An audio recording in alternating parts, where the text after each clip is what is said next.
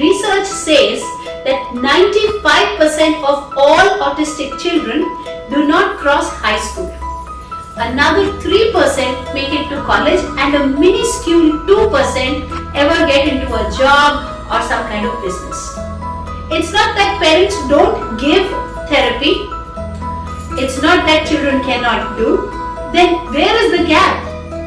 Why does it so happen that autistic children are not able to make it big? Hello everybody, my name is Rajni and I am a special educator with 15 years of work experience and 3 national level awards for my work.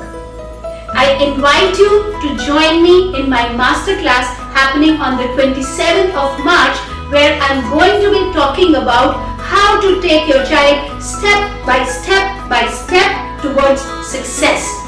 I will introduce my revolutionary 5-finger model and show you how you can bridge the gap so that your kid can be successful. To change the way things are, you need to be looking at them differently. Make each kid wait.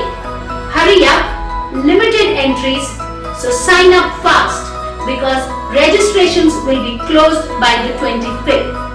And like I like to say, may each kid win.